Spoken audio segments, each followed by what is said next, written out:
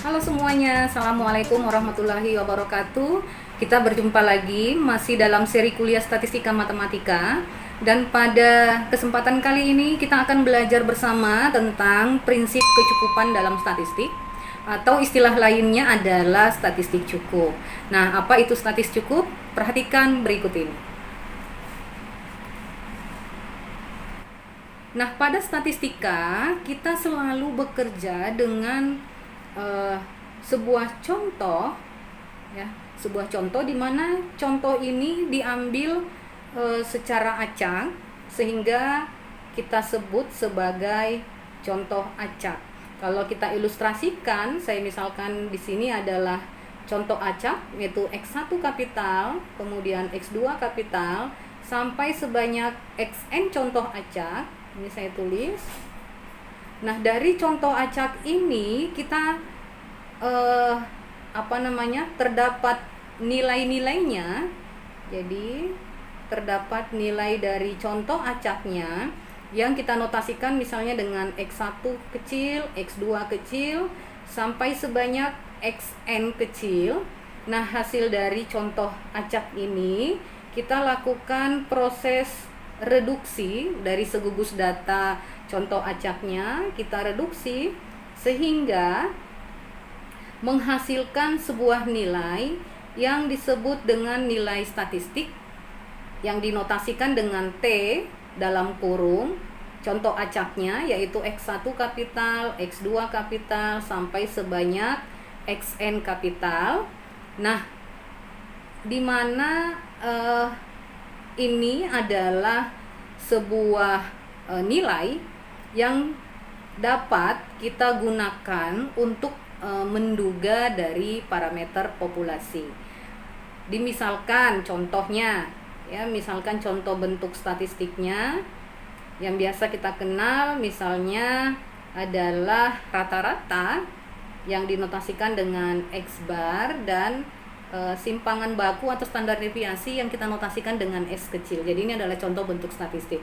Kemudian dari hasil reduksi segugus data ini sehingga menghasilkan nilai statistik misalnya T. Nah, kita dapat gunakan hasilnya untuk melakukan kesimpulan terhadap nilai-nilai populasi, yaitu parameternya, ya. Jadi ini kita bisa gunakan untuk menduga nilai-nilai parameternya. Contoh misalnya tadi adalah rata-rata, ya, nilai statistiknya adalah X bar. Kita bisa gunakan untuk menduga mu, yaitu parameter dari populasi rata-rata. Kemudian parameter dari standar deviasinya adalah sigma yang kita duga melalui nilai statistik S-nya. Nah, selanjutnya adalah bahwa peneliti sering menggunakan nilai tadi, nilai statistik T ini dalam sampel acaknya, ya, Xn, T dalam kurung X1, X2, Xn. Nah, di mana nilai statistik ini adalah dari keseluruhan informasi nilai contoh acaknya, yaitu X1, X2 sampai dengan Xn.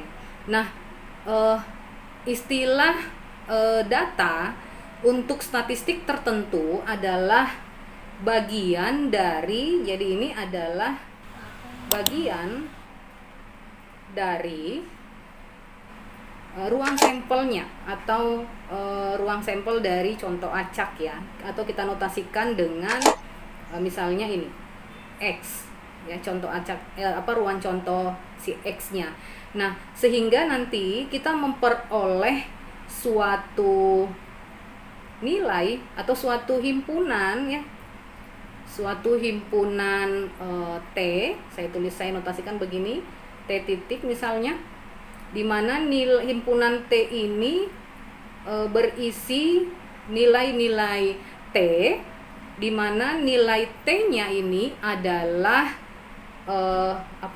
nilai T-nya ini adalah nilai himpunan nilai statistiknya yaitu T dalam kurung X1, X2 sampai Xn yang merupakan elemen dari ruang contohnya. Jadi nilai-nilai yang ada dalam himpunan ini merupakan elemen dari ruang contoh X-nya. Nah, berdasarkan gambaran umum tadi, kita dapat menjelaskan bahwa prinsip kecukupan secara umum, cukup ini berarti mencakup reduksi dari kumpulan gugus data yang tadi menjadi suatu gugus nilai statistik yang lebih ringkas tanpa menghilangkan informasi-informasi tentang parameter yang tidak kita ketahui nilainya. Jadi misalkan tadi contoh acaknya ya. Jadi misalkan tadi ini kita punya contoh acak. Nah, contoh acak ini mempunyai fungsi ya, yang dinotasikan dengan f kecil dalam kurung x, di mana diketahui parameter theta yang berada pada nilai-nilai contoh acaknya berada pada interval dari min tahingga sampai tahingga. Kemudian tetanya ini adalah elemen dari omega dengan theta bisa berdimensi lebih dari 1, yaitu T1 sampai dengan seterusnya yaitu theta K. Nah, maka definisi yang berlaku untuk statistik cukup ini adalah statistik T. Jadi statistik T dalam kurung X1 sampai seterusnya Xn disebut sebagai statistik cukup bagi theta jika fungsi bersyarat untuk peubah acak X1 sampai dengan Xn bila nilai dari statistik T-nya bernilai T tertentu, kemudian fungsi bersyaratnya di mana syaratnya nilai dari fungsinya adalah diketahui nilainya T tidak bergantung pada theta. Artinya nanti akan diperoleh suatu nilai T di mana nilai T ini tidak bergantung kepada theta, maka parameternya disebut sebagai statistik cukup. Nah, selanjutnya perlu kita perhatikan bahwa yang pertama, FMP atau FKP bersyarat yang dinotasikan dengan F dalam kurung F kecil ya dalam kurung X1 kecil, X2 kecil sampai dengan seterusnya sampai Xn kecil, di mana diketahui sebuah nilai T, dan F dalam kurung X1 sampai dengan Xn bersyarat T ini adalah sebuah fungsi yang bergantung pada nilai T. Atau kalau kita tuliskan misalnya seperti ini, F dalam kurung X1 sampai Xn, di mana syaratnya adalah parameter theta, artinya fungsi bersyaratnya bergantung pada theta, dan akan diperoleh keterangan bahwa nilai statistik T-nya nanti tidak unik, bahkan banyak sekali nilai statistik cukup bagi theta. Kemudian yang kedua adalah nilai statistiknya nanti T, X1 sampai Xn ini dapat berdimensi 1, 2 sampai dengan N.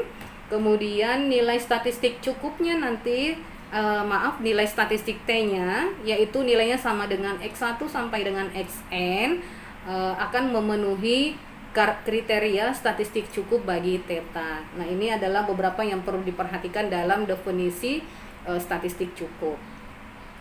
Nah, selanjutnya berlaku teorema juga bahwa jika FMP atau FKP bersyarat yang bergantung terhadap parameter theta ini adalah F fungsi dari peubah acak contoh acaknya yaitu X1 sampai dengan Xn. Kemudian diketahui juga sebuah fungsi dalam nilai T, di mana fungsi ini bergantung terhadap parameter theta adalah fungsi peubah acak dari statistiknya.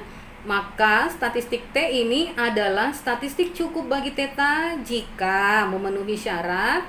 Jadi jika dan hanya jika rasio antara fungsi bersyarat dengan parameter theta per fungsi dari peubah acak T-nya yang dinotasikan dengan G dalam kurung T dengan diketahui parameter theta tidak bergantung pada theta untuk semua nilai-nilai dari contoh acak yang merupakan elemen dari ruang sampel X-nya. Nah, untuk memahami definisi dan teorema dari statistik cukup bagi theta ini, mari kita bahas satu ilustrasi pada kesempatan kali ini. Mari kita perhatikan.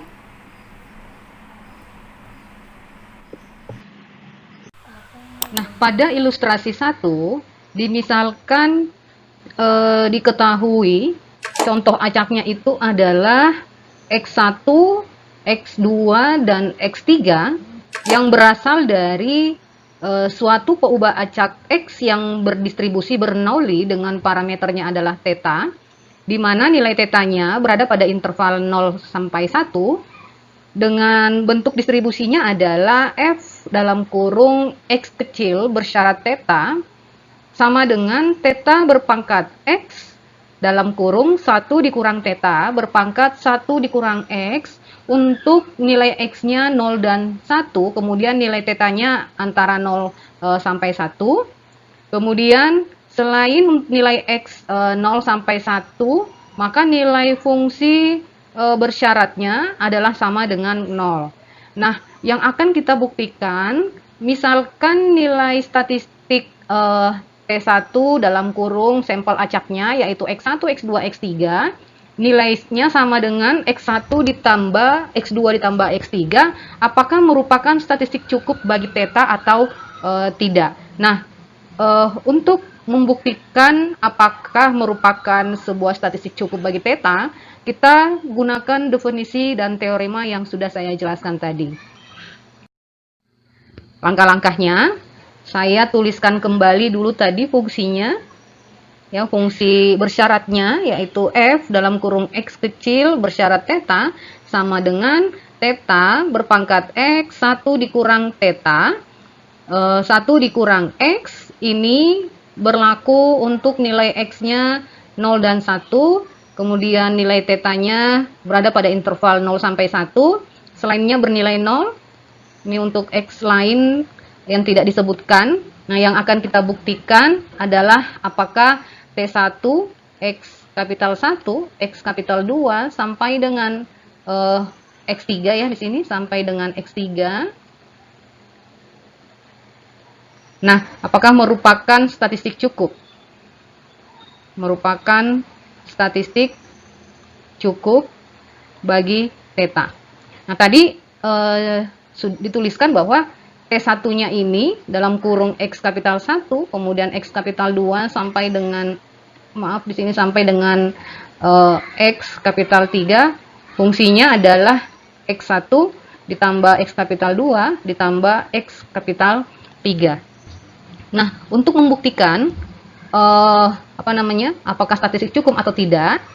Nah, tadi kan diketahui bahwa, saya garis dulu, diketahui tadi bahwa fungsi bersyaratnya kan adalah ini. Bersyaratnya ini. Ini untuk contoh acaknya. Nah, sekarang misalnya contoh acaknya ini adalah X bernilai X1, X kecil 1, X kecil 2, dan X kecil 3. Dengan fungsinya ini adalah X1 ditambah X2 ditambah dengan X3. Maka, ini kita jabarkan menjadi F kecil dalam kurung kita urai menjadi nilai contoh acak dari X-nya yaitu X1, X kecil 1, X kecil 2, X kecil 3 bersyarat theta sama dengan kurung kurawal theta. Nah, nilai X-nya ini kita ganti menjadi theta berpangkat X1 menjadi fungsi ini. X1 ditambah X2 ditambah X3 dikali 1 min theta berpangkat 1 dikurang dalam kurung X1 ditambah X2 ditambah dengan X3.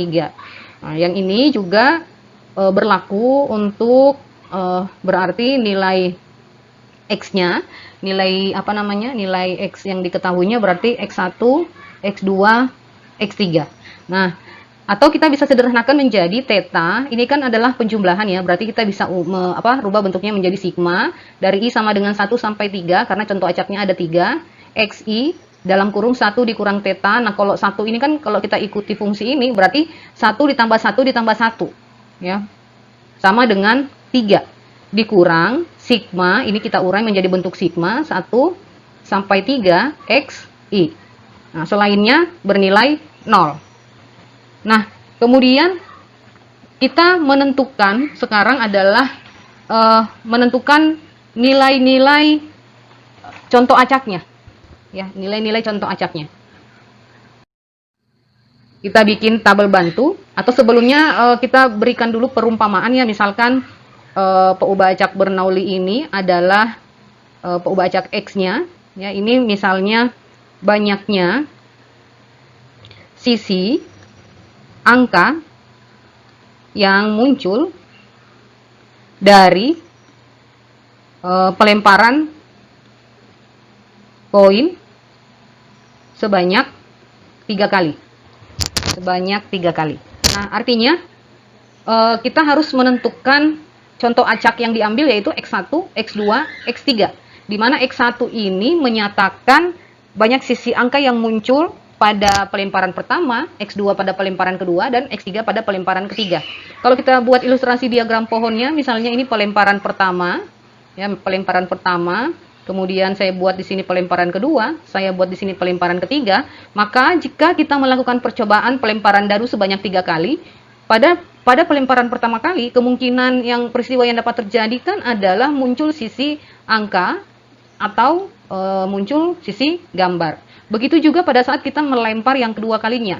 Kemungkinan peristiwanya hanya ada 2, yaitu muncul sisi angka atau muncul sisi gambar. Begitu juga misalnya pada pelemparan pertama muncul sisi gambar, kemudian kita lempar untuk yang kedua kalinya, maka kemungkinan peristiwanya juga sama, ada 2. Nah, begitu juga di pelemparan ketiga, kemungkinan peristiwanya ada 2, yaitu muncul sisi angka, muncul sisi gambar. Nah, kalau kita buat di sini ruang sampelnya ya, kita buat ruang sampelnya. Ruang sampel yang pertama ini adalah angka-angka, artinya dari pelemparan pertama, pelemparan kedua, pelemparan ketiga yang muncul ada sisi angka. Kemudian yang kedua adalah angka-angka gambar, yang ketiga angka gambar angka, yang keempat angka gambar-gambar, kemudian yang selanjutnya adalah gambar angka-angka, kemudian gambar angka gambar, kemudian gambar angka. Selanjutnya yang terakhir adalah gambar. Nah, untuk menentukan nilai ini, ya, nilai contoh acaknya yang menyatakan banyaknya sisi angka yang muncul, berarti kita tentukan di sini ya, X1 pada pelemparan pertama sisi angkanya berapa? Pada pelemparan ketiga juga seperti itu. Nah, pada pelemparan pertama sisi angka muncul sisi angka berarti di sini nilai contoh acaknya adalah 1. Di sini juga contoh acaknya 1, di sini contoh acaknya 1. Nah, pada ruang sampel peristiwa yang kedua, angka-angka gambar, berarti nilai X1-nya karena muncul sisi angka, kita beri nilai 1. Yang kedua muncul sisi angka, berarti kita beri juga nilai 1. Dan yang pelemparan ketiga, muncul sisi gambar, berarti kita beri nilai 0. Selanjutnya juga seperti itu. Ini berarti 1, 0, 1, 1, 0, 0. Kemudian 0, 1, 1, kemudian 0, 1, 0, 0, 0, 1, yang terakhir tidak ada muncul sisi angka, maka nilai contoh acaknya 0, 0, 0. Nah, dari sini kita bisa kelompokkan ya, kita coba kelompokkan. Yang ini misalnya kelompok yang pertama, ya, dia cuman untuk nilai contoh acaknya 1, 1, 1 itu hanya ada satu kemungkinan, ini atau kemungkinan, kemudian yang yang muncul 2 kali sisi angka dari 3 kali lemparan, ya, ada ini, kemudian yang ini dan yang ini. Nah, ini kita kelompokkan menjadi satu kelompok. Kemudian yang muncul sisi angkanya hanya sekali itu kan adalah yang ini dan yang ini. Nah, yang ini kita jadikan juga menjadi satu kelompok, dan yang tidak ada muncul sisi angka kita menjadikan satu kelompok. Nah, saya ringkas, saya buatkan tabel. Nah, tabel bantunya seperti ini. Jadi kita buat beberapa kolom. Kolom yang pertama berisi nilai-nilai contoh acaknya, yaitu X1, X2, X3. Nah, ini tadi nilai-nilai yang sudah kita kelompokkan ya. Saya salin ulang ke tabel ini. Sudah saya kelompokkan untuk yang sesuai dengan pengelompokan yang sudah saya jelaskan sebelumnya. Kemudian kolom kedua adalah fungsi dari contoh acak bersyarat. Jadi ini contoh acak bersyarat theta. Kemudian kolom ketiga adalah nilai T1. Kemudian yang kolom keempat adalah fungsi dari peubah acak T-nya. Kemudian yang kelima adalah kolom untuk mencari fungsi dari contoh acak bersyarat T. Nah, di sini T1 yaitu X1 tambah X2 tambah X3 membagi ruang contoh menjadi 4 bagian. Jadi 4 bagian itu seperti yang saya warnain ini ya, warna kuning. Kemudian ini bagian kedua, bagian ketiga, dan yang ini bagian keempat.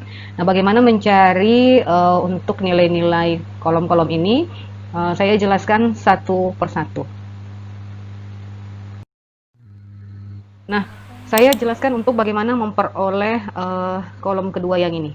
Ini tadi nilai-nilai contoh acaknya ya, yang ini saya hanya salin ulang. Nah, untuk memperoleh nilai fungsi contoh acak dengan parameternya theta untuk nilai yang ini. Nah, tadi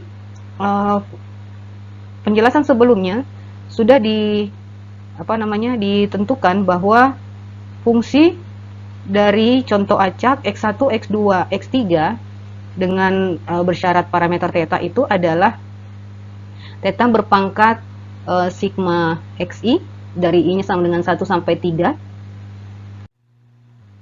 dikali 1 min theta 3 dikurang sigma dari i sama dengan 1 sampai 3 xi. Nah, untuk nilai-nilai contoh acak pada kolom pertama kita substitusi ke dalam fungsi ini. Ya, saya misalkan kita ambil untuk nilai baris yang pertama, X1-nya 0, X2-nya 0, X3-nya 0. Parameternya theta. Sama dengan theta, sigma xi, artinya kita jumlahkan ketiga nilai X ini, berarti theta pangkat 0 tambah 0 tambah 0, pangkat 0, dikali 1 min theta, 3 dikurang, penjumlahannya tadi adalah 0 ya. Nah, maka diperoleh nilai theta pangkat 0, nilainya adalah 1, maka 1 dikali dengan 1 min theta pangkat 3 adalah 1 min theta pangkat 3. Nah, untuk mencari baris kedua ini, kita substitusi juga nilai-nilai X-nya, nilai X yang ini. Ya, jadi X1-nya 1, X2-nya 0, X3-nya 0, bersyarat parameter theta sama dengan theta berpangkat sigma xi, kita jumlahkan ketiga nilai X ini, hasilnya adalah 1 dikali 1 min theta, 3 dikurangi hasil jumlahnya tadi 1, berarti nilainya adalah theta dalam kurung 1 dikurang theta berpangkat 2. 2 itu dari sini ya, 3 dikurang 1. Nah, selanjutnya kita lihat yang baris ketiga dan baris yang keempat. Nah, kita lihat di sini nilai hasil penjumlahan X-nya ini kan sama ya. Ini tambah 0 tambah 1 tambah 0, 1, dan baris yang keempat juga begitu, hasil penjumlahannya sama dengan 1. Artinya fungsi contoh acak untuk kelompok kedua ini sama, yaitu theta, 1 dikurang theta pangkat 2. Nah, selanjutnya kita hitung yang kelompok ketiga yang ini. Kelompok ketiga, misalkan baris yang ke-5 dengan nilai F-nya adalah X1 1, ya, ini X2-nya 1, X3-nya 0. Bersyarat theta sama dengan theta berpangkat sigma xi. Kita jumlahkan ketiga nilai X ini, 1 tambah 1 tambah 0 sama dengan 2, dikali 1 min theta, 3 dikurang penjumlahannya tadi 2, sama dengan theta pangkat 2 dikali 1 min theta, 3 min 2 ini hasilnya adalah 1, atau bisa kita tulis theta pangkat 2 1 min theta. Begitu juga untuk yang baris 6, dan 7. Nilai fungsi contoh acak bersyarat tetanya sama karena hasil penjumlahan penjumlahan xi-nya sama. Nah, untuk baris yang terakhir. Baris yang terakhir yang ini kita substitusi nilai x1-nya 1, x2-nya 1, x3-nya 1. Bersyarat theta. Sama dengan theta, kita jumlahkan ini 3, 1 tambah 1 tambah 1, 3 ya. Kali 1 min theta, 3 dikurangi hasil penjumlahannya 3. Berarti sama dengan theta berpangkat 3, 1 dikurang theta berpangkat 0. Ini kan nilainya adalah 1, sehingga disederhanakan hasilnya theta berpangkat 3. Nah, diperoleh nilai theta berpangkat 3. Nah, selanjutnya kita tentukan kolom ketiga. Kolom ketiga ini adalah nilai statistik cukupnya, nilai statistik T1, di mana fungsinya adalah X1 ditambah X2 ditambah X3. Nah, kita tinggal menjumlahkan contoh-contoh acak ini. 0 tambah 0 tambah 0, hasilnya adalah 0. Kemudian 1 tambah 0 tambah 0, hasilnya 1. Kemudian 0 tambah 1 tambah 0 juga hasilnya 1. Baris keempat juga hasilnya 1. Baris kelima 1 ditambah 1 ditambah 0 sama dengan 2. Baris ke selanjutnya ini sama ya, hasilnya adalah 2. Begitu pula untuk yang ini hasilnya juga sama dengan 2. Yang terakhir adalah 1 ditambah 1 ditambah 1, hasilnya sama dengan 3. Kemudian kita tentukan untuk kolom keempat. Nah, kolom keempat ini adalah fungsi dari T1 bersyarat theta.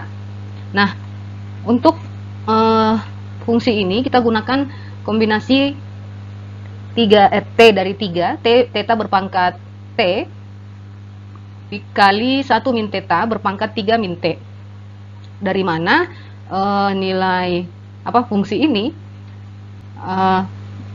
Tadi kan peubah acak xi-nya ini berdistribusi Bernoulli dengan parameternya adalah theta.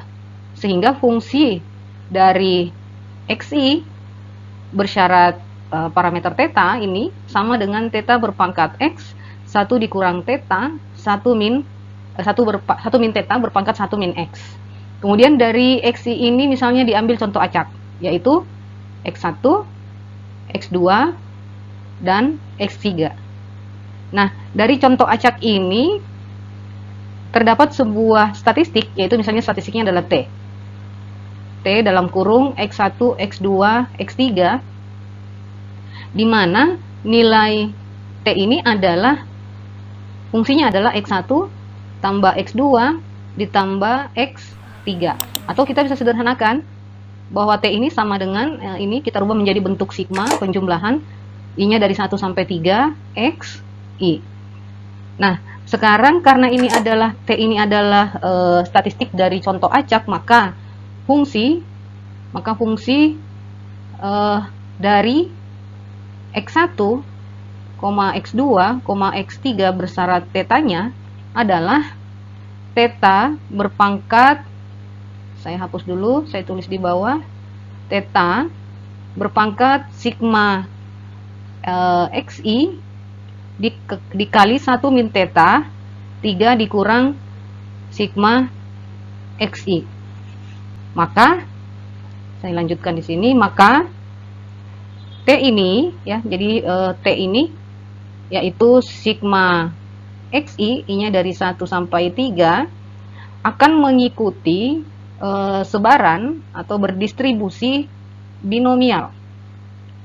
Parameternya ada 2, yaitu 3 dan theta. Jadi ditulis parameternya 3 dan theta. Kalau tadi pada Bernoulli parameternya 1, yaitu theta. Nah, kalau binomial parameternya 2, 3 dan theta. Nah, karena karena T ini berdistribusi binomial dengan parameter 3 dan theta, sehingga fungsi FMP-nya adalah Ft dalam kurung T kecil sama dengan kombinasi T dari 3, theta berpangkat T, 1 min theta berpangkat 3 dikurang T. Nah, dari mana fungsi ini?